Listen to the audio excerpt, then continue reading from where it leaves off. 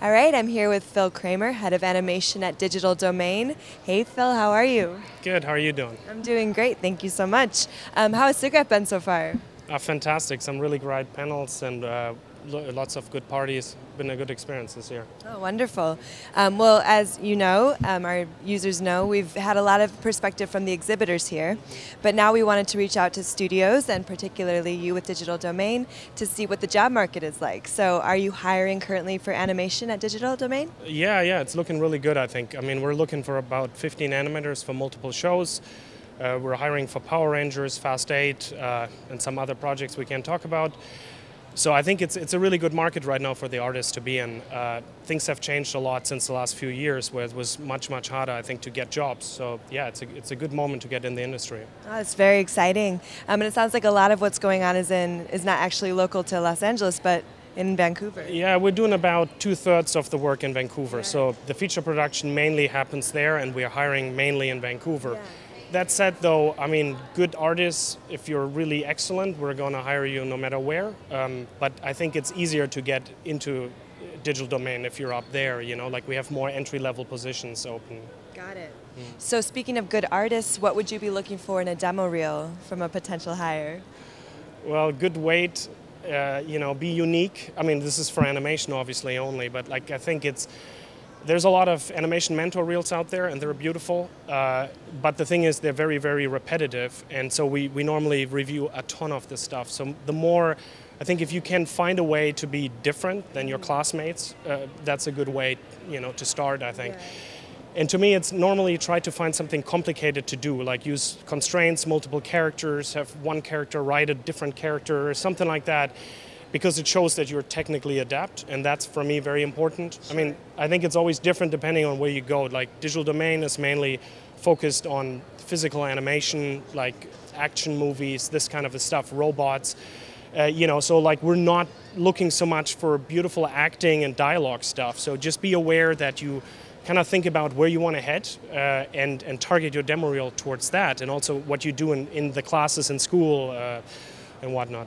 Oh, that makes a lot of sense. When you say repetitive, can you give us an idea of what type of repetition you see?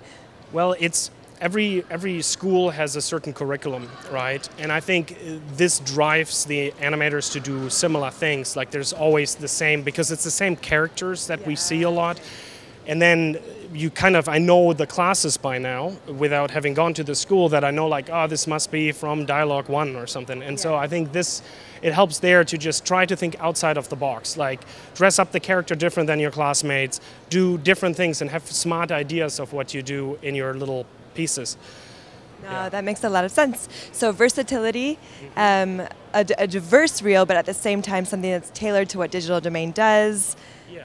Kind of your voice, so you see that this person could potentially work. And to me, it's like, if you're good, we're going to be interested no matter what's on your reel. If it's acting, if it's action, that is not then the criteria. But I think especially for students, there you have the opportunity to sort of think about during your classes, what do you want to do really? Do you want to work for DreamWorks, Pixar?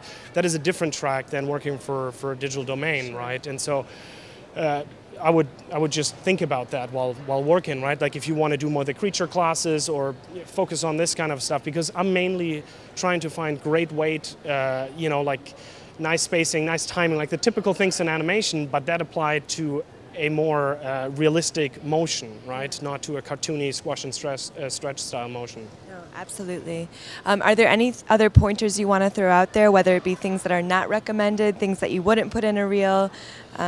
Well, there's one thing that I feel schools encourage all the time that I would probably stay away from, and that's making a short film.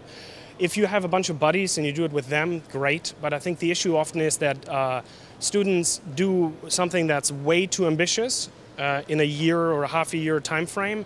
And so the quality in each area suffers, right? So focus on, like, what I always say is like more stay within 240 frames, and do nice animation. If you want to be an animator, do animation. Don't show me that you're a great texture artist, because I'm not going to care for that very much. And it's not going to help you. It's normally going to weaken your animation. And I can speak from my own experience. I made a short film for a year, and when I first applied and I got a job at Sony ImageWorks, the anim director called me and was like, "Hey, by the way, why did you include this terrible short film at the end?" And I was like, "Oh." And it made it won awards and everything, but it didn't matter because I spent so much time on everything else. Yeah. Me personally, it brought me forward, I guess, in an artistic way, but not, to get an animation job. It almost hurt me getting my first job, and that's why I'm just thinking, I see this all the time, that you have somebody doing a 2-minute piece, and you're like, that's way too ambitious. You're not going to be able to do it, and yeah.